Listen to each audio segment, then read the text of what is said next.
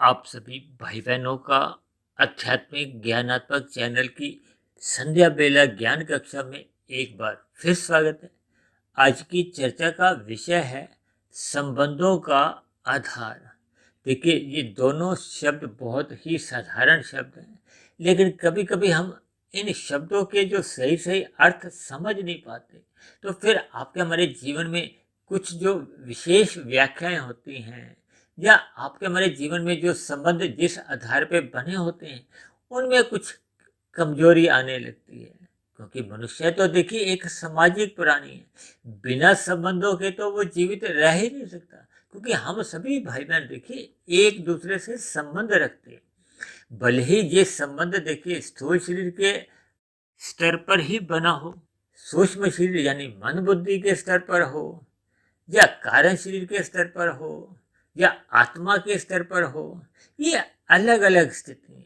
क्योंकि आपके हमारे देखिए तीन शरीर हैं, इसलिए हम तीन शरीरों को भी आधार लेकर चलते हैं। अक्सर आपने अपने जीवन में देखिए ये आधार कार्ड का नाम तो सुना ही है, क्योंकि हम सभी भाई बहनों के देखिए आधार कार्ड के एक नंबर है। तो अब उसका आधार कार्ड का मतलब ही क्या है कि उस नंबर विशेष से है, यानी जिस स्थिति विशेष पर वो टिका हुआ है, वो क्या चीज है कि सबके अलग अलग नंबर है, वही एक आधार है। इसी तरह देखिए मैंने संबंधों का आधार को एक चर्चा का विषय बनाया है। क्योंकि अक्सर मनुष्य देखिए शब्दों के सही सही अर्थ समझ नहीं पाता। हालांकि हमारी जितनी भी देखिए भाषाएं हैं, विशेष रूप से मुझे तो देखिए हिंदी का ही विशेष ज्ञान है। अब हिंदी में देखिए जितने भी शब्द हैं, यदि हम इनका देखिए एक संधि विच्छेद करते हैं, जिसको कहते हैं ना, हम जितना उनके गहरे अर्थ समझते हैं, और ये गहरे अर्थ तभी समझ में आते हैं जब हम उन पर चिंतन करते हैं, विचार करते हैं, शोध करते हैं। अब देखिए संबंध का अभिप्राय क्या है। सम सम कहते हैं ना बराबर की स्थिति को, जिसको कहते हैं ना सम से क्या बना, एक समान, यानी कि बराबर। अब जब संबंध देखिए तभी सही एक स्थिति में बने रहते हैं जब उसमें कोई छोटा बड़ा, यानी कि एक छोटा बड़ा की स्थिति उत्पन्न नहीं होती। अक्सर देखिए दो मित्रों के बीच में संबंध बने होते हैं, लेकिन कभी कभी जब एक मित्र के पास अधिक संपत्ति आ जाती है, तो कभी कभी उसका देखिए उस दूसरे मित्र के साथ संबंध टूटने लगता है, क्योंकि उनका आधार ही गलत था। उसको हम संबंध नाम दे ही नहीं सकते। अब भगवान श्री कृष्ण ने सुदामा के साथ अपना संबंध का आधार क्या था, प्रेम का। कहीं भी देखिए कोई धन का आधार नहीं था, कोई पद का आधार नहीं था। और अक्सर समाज में ऐसा माना जाता है कि जब ये छोटे बड़े का एक भेद मन के भीतर जन्म लेता है, ये अक्सर देखिए फिर लाभ हानि पर टिका होता है। लाभ हानि की स्थितियां बनने से भी फिर वो संबंधों में एक दरार सी आने लगती है। देखिए मैंने बताया ना, ये संबंध स्थूल शरीर के स्तर पर भी होते हैं, मन के स्तर पर यानी कि सूक्ष्म शरीर के स्तर पर भी होते हैं, कारण शरीर के स्तर पर भी होते हैं, अब आत्मा के स्तर पर भी होते हैं। अब इनकी देखिए स्थितियां अलग अलग हैं। अब तन को देखिए हम अक्सर क्या कहते हैं, स्थूल शरीर। और स्थूल शरीर का अभिप्राय देखिए हम तामसी स्थितियों से लेते हैं। तामसी स्थितियों का अभिप्राय आपके हमारे स्थूल शरीर पृथ्वी जल अग्नि वायु आकाश के बने हैं। अब तमोगुण को हम थोड़ा एक निचला दर्जा देते हैं। इसलिए तो कहा जाता है ना कि तन के रिश्तों का उतना महत्व नहीं है जितना मन के रिश्तों का है। क्योंकि मन स्थूल शरीर का हिस्सा नहीं है, मन सूक्ष्म शरीर का हिस्सा है। देखिए मन की स्थिति को एक राशि सात्विक बताया गया, जबकि तन को देखिए तामसी बताया गया। और इसी तरह देखिए ये जो आपके हमारे कारण शरीर की जो स्थितियां होती हैं, उसमें एक स्वभाव होता है, संस्कार होते हैं, और ये जितने शुद्ध होते हैं उतना और आपका हमारा एक संबंध गहरे तर पे होता है। और उससे भी आगे की स्थिति क्या है, वो देखिए आत्मा की। अब आत्मा और परमात्मा का तो देखिए नित्य संबंध है। परमात्मा को तो सर्वव्यापी सत्ता कहा जाता है। परमात्मा की सर्वव्यापी सत्ता का अभिप्राय क्या है कि परमात्मा को बहुदेशीय कहा जाता है, आत्मा को एक देशीय कहा जाता है। अब आत्मा के भीतर भी परमात्मा की मौजूदगी बनी रहती है, और आत्मा के बाहर भी एक सखा रूप में, एक मार्गदर्शक के रूप में सदा बनी रहती है। अक्सर देखिए हम स्थूल शरीर को 1% सूक्ष्म शरीर को 10%, कारण शरीर को 100%, और परमात्मा के संबंध में देखिए हम 1000% का भी हम कभी कभी एक अंक जोड़ देते हैं उसकी महत्ता को समझाने के लिए। इसका अभिप्राय क्या है? देखिए स्थूल शरीर के संबंध टूटते भी हैं, बनते भी हैं, ये अक्सर विभिन्न स्थितियों में इसके हम अर्थ जोड़ ही सकते हैं। लेकिन मन के स्तर पर अक्सर आप देखोगे ना, दो मित्रों के बीच में मन के विचार अगर अच्छे समान स्तर पर बने होते तो उनकी मित्रता बहुत लंबी चलती है। और इसी तरह जब आपके हमारे देखिए स्वभाव मिल जाते हैं, यह स्वभाव का अभिप्राय एक समान संस्कारों से है। एक मित्र के स्वभाव भी देखिए संस्कार सात्विक हैं, दूसरे के भी सात्विक संस्कार हैं, तो वो संबंध गहरे तल पे बने रहते हैं। अब किसी के देखिए राजसी संस्कार हैं, किसी के सात्विक संस्कार हैं, तब ऐसी स्थिति में देखिए वो कारण शरीर के स्तर पर कहो, स्वभाव के स्तर पर कभी कभी देखिए विचारों में भिन्नता आ जाती है। जबकि आत्मा का संबंध तो देखिए परमात्मा से एक नित्य इसलिए कहा जाता है कि वो तो देखिए टूटने का प्रश्न ही नहीं उठता, क्योंकि आत्मा भी चेतन तत्व है, परमात्मा भी चेतन तत्व है। परमात्मा को परम चेतन इस आशय से कहा जाता है क्योंकि वो एक सत्ता है, इसलिए परम शब्द लग जाता है। जबकि हम आत्मा तो देखिए अनंत है, भले ही निश्चित है, इसलिए ये आत्मा और परमात्मा का तो देखिए संबंध टूटने का प्रश्न ही नहीं उठता। जबकि ये जो स्थूल शरीर के स्तर पर जब हम कहते हैं ना रिश्ता टूट गया, देखिए पति पत्नी में जब कोई तलाक की स्थितियां आती हैं तो वो स्थूल शरीर के स्तर पर फिर वो संबंध विच्छेद हो जाते हैं। अक्सर अदालतों में ऐसी कई स्थितियां आपको हमें समाज में देखने को मिलती। लेकिन एक साधारण स्तर पर देखिए मनुष्य अकेला रह नहीं सकता, वो एक सामाजिक प्राणी है। ये संबंधों का हमें आधार जितना अधिक गहरे तल पे हम बनाते जाते हैं उतना फिर आपके हमारे जीवन में देखिए प्रेम मोहब्बत बना रहता है। अब किसी का यदि स्थूल शरीर के स्तर पर ही रिश्ता है तो उसमें देखिए प्रेम की उत्पत्ति हो नहीं पाती। देखिए हो सकता है ऐसे शब्द सुनने के लिए आपका हमारा मन तैयार नहीं होता, लेकिन ये देखिए वास्तविक स्थिति है। स्थूल शरीर की अलग स्थिति है, मन की अलग स्थिति है, कारण शरीर की यानी कि संस्कार की अलग स्थिति है, और आत्मा परमात्मा की अलग स्थिति है। इसलिए तो बार बार कहा जाता है कि हम भले ही परमात्मा को भूल जाएं, परमात्मा सदा ही आपके हमारे भीतर में सदा एक नित्य स्थिति में रहता है। हम परमात्मा को भले ही भूल जाए, परमात्मा हमें भूल नहीं सकता, वो तो नित्य आपका हमारा एक नित्य संगी है। अक्सर कभी कभी हम दो संबंधों के बीच में शिकायत करते हैं ना, भाई तूने तो इतने दिन से हमें कभी फोन ही नहीं किया, तूने तो हमें बुला दिया।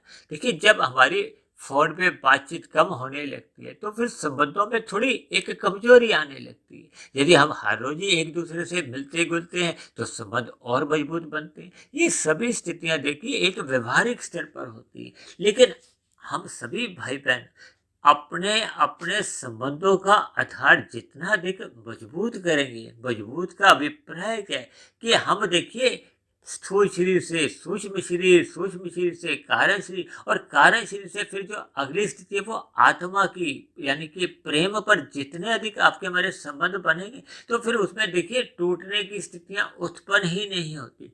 जबकि वो आत्मा का जो एक संबंध क्या है, स्नेह के ऊपर है, वात्सल्य का होता है। ये प्रेम की स्थितियां देखिए कभी भी उसमें एक छोटे बड़े की स्थिति तो होती ही नहीं है, लाभ हानि देखी ही नहीं जाती। अक्सर देखिए पति पत्नी के बीच में कई बार कुछ ऐसी बातें हो जाती हैं कि एक पति भी झुकना नहीं चाहता, पत्नी भी झुकनी नहीं चाहती, यानी कि ये सहनशीलता का अभाव होने लगता है।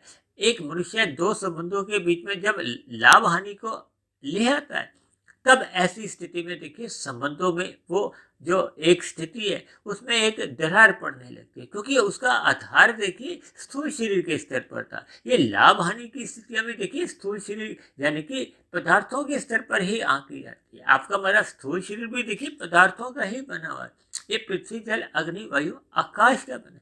इसलिए हम सभी भाई बहनों को अपने मिले हुए जीवन में देखिए जितना अधिक रिश्ता संबंध हम उसका आधार आत्मा के स्तर पर बढ़ाते जाएंगे उतना उतना आपके हमारे संबंध एक ना टूटने की स्थिति में आ जाएंगे। जैसे आत्मा और परमात्मा का संबंध कभी टूटता ही नहीं है, और यदि हम देखिए तन के स्तर पर ही रिश्ते बनाते हैं, संबंध बनाते हैं, तब ऐसी स्थिति में देखिए लाभ हानि की स्थितियां देखी जाती है, सुरक्षा की स्थिति देखी जाती है, सुख की स्थिति देखी जाती है। क्योंकि आधार का अभिप्राय देखिए एक लाभ की अपेक्षा से होता है।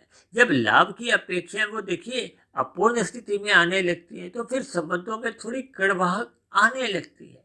इन सभी स्थितियों को हमें ध्यानपूर्वक चिंतन करना होगा और अपने मिले हुए जीवन में जितने अधिक हम सात्विकता बढ़ाते जाते हैं, क्योंकि जब जब आपके हमारे जीवन में सत्संग कमजोर होता है, सात्विकता की न्यून स्थिति बनने लगती है, तब ऐसी स्थिति में देखिए रजोगुण की स्थितियां बनने लगती हैं। और रजोगुण में अक्सर मनुष्य देखिए लाभ हानि की स्थितियों को अधिक महत्व देता है। और जब जब मनुष्य देखिए तमोगुण में गिर जाता है, अब तमोगुण में तो देखिए गिरने का अभिप्राय क्या है कि मनुष्य सदा ही एक विपरीत स्थितियों में अनीतिगत कार्यों में लग जाता है। अनीतिगत कार्यों का अभिप्राय क्या है कि तमोगुण में गिरते ही उसको अपने कर्तव्य कर्मों का ही एक ज्ञान नहीं होता कि उसको अपने समाज के प्रति क्या कर्तव्य हैं, उसको परिवार के प्रति क्या कर्तव्य हैं, पति पत्नी का एक दूसरे के प्रति क्या कर्तव्य हैं, बच्चों के प्रति माता पिता के क्या कर्तव्य हैं, बच्चों का माता पिता के प्रति क्या कर्तव्य हैं।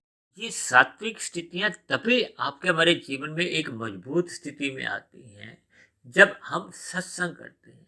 क्योंकि देखिए ये संबंधों का आधार एक नींव से भी आप समझ सकते हैं। अब नींव यदि कमजोर होगी तो उसके पर जो इमारत बनी हुई है वो अधिक ऊंची हम बना नहीं सकते। आज देखिए जो 20-20 मंजिल, 40-40 मंजिल, 100-100 मंजिल की इमारतें बनते हैं, तो उनकी जो एक नींव है, जो आधार है, वो बहुत ही गहरे तल पे बने होते हैं, तभी तो वो ऊंची इमारत की एक वजन को सह पाती है। ठीक है, इन सभी बातों के हमें भावार्थ समझने होंगे। यानी कि अपने मिले हुए जीवन में हमें सर्वप्रथम परमात्मा से अपना संबंध पहचानना होगा, परमात्मा की सम्मुखता बढ़ानी होगी। जब जब आपके हमारी परमात्मा से एक सम्मुखता बनी रहती है, परमात्मा से आपका हमारा संबंध बना रहता है, तब ऐसी स्थिति में ये जो प्रकृति के अन्य मनुष्य हैं या प्रकृति के अन्य जीव जंतु जो 80 लाख प्रकार के नीचे की तामसिक योनियों में भी हैं, उनके प्रति भी आपका हमारा एक प्रेम का कहो, एक स्नेह के संबंध बने रहते हैं, एक दया भाव बने रहते हैं। दया भाव बने रहने से फिर आपका हमारा जो आहार है वो सदा शाकाहारी बना रहता है। हम मांसाहार से कभी भी जुड़ते नहीं हैं। हम पशु पक्षियों पर सदा एक दया के भाव रखते हैं। हम किसी भी जीव के प्रति अनीतिगत कार्य नहीं करते, एक हिंसा की स्थितियों में नहीं अपना व्यवहार रखते। और अन्य मनुष्यों के साथ भी आपके हमारे संबंध बहुत ही एक सात्विक बने रहते हैं। हम निर्बल मनुष्यों की भी सहायता करते हैं, परोपकार के कार्य सहज ही हमसे होने लगते, क्योंकि आपका हमारा अब परमात्मा की सम्मुखता बनी हुई है, सत्वगुण की विशेष एक स्थिति बनी हुई है। सात्विक दिनचर्या होने से आपका हमारा जीवन सहज ही अनुशासित रहता है। तब ऐसी स्थितियों में देखिए आपके हमारे मित्रों के साथ कहो, रिश्तेदारी के संबंध कहो, जब पारिवारिक स्तर, ये सभी स्थितियां अपने आप ही देखिए मजबूत स्थिति में बनने लगती हैं। और जैसे जैसे हम देखिए परमात्मा से विमुख होते जाते हैं, संसार में जुड़ते जाते हैं, सतोगुण की न्यून स्थिति आने लगती है, रजोगुण की स्थितियां मजबूत आने से फिर हम संबंधों में भी लाभ हानि देखना शुरू कर देते हैं। और ये रजोगुण जितना अधिक प्रधान होने लगता है तो फिर मनुष्य कब तमोगुण की स्थितियों में गिर जाता है और अपने कर्तव्य कर्मों से भी विमुख होने लगता है। तब ऐसी स्थितियों में देखिए समाज में कहो, परिवार में कहो, एक संघर्ष की स्थितियां बनने लगती हैं। और संघर्ष की स्थितियां बनने मात्र से ही दुख, क्लेश, लड़ाई झगड़ा ये सहज ही उत्पन्न होने लगते हैं। तो इसलिए मेरी आप सभी भाई बहनों से विनती है कि हम सभी भाई बहनों को अपने मिले हुए जीवन में सभी प्रकार के संबंधों में सदा ही प्रेम के भाव रखने चाहिए, क्योंकि प्रेम का ही एक ऐसा धागा है जिसमें संसार की सभी प्रकार के संबंध एक गहरे तल पर सदा ही पिरोए जाते हैं। वो कभी भी प्रेम के संबंध देखिए टूटने का प्रश्न ही नहीं उठता, क्योंकि परमात्मा और आत्मा का जैसे संबंध कभी टूटता नहीं है। तो ऐसी ही स्थितियां हमें अपने संसार में रहते हुए भौतिक स्तर पर भी सभी भाई बहनों में, परिवार में, ये ऐसी स्थितियां हमें बनाए रखनी होगी। ऐसी स्थितियां सभी मनुष्यों के स्वभाव में बनने मात्र से फिर समाज में सुख शांति बनी रहती है, परमात्मा की सदा प्रीति बनी रहती है। ऐसी सभी शुभ स्थितियां हम सभी भाई बहनों के जीवन में भी सदा बनी रहे, इन्हीं शुभ कामनाओं के साथ आज की चर्चा विशेष को अब हम यहीं विश्राम देते हैं। कल सुबह फिर मिलते हैं ब्रह्म मुहूर्त उपदेश कक्षा में। तब तक आप अपने आध्यात्मिक मित्र सुधीर भाटिया फकीर को इजाजत दें। आप सभी भाई बहनों को बहुत बहुत शुभ रात्रि और सुबह ब्रह्म मुहूर्त में उठने के लिए मेरी ओर से आप सभी भाई बहनों को बहुत बहुत शुभकामनाएं।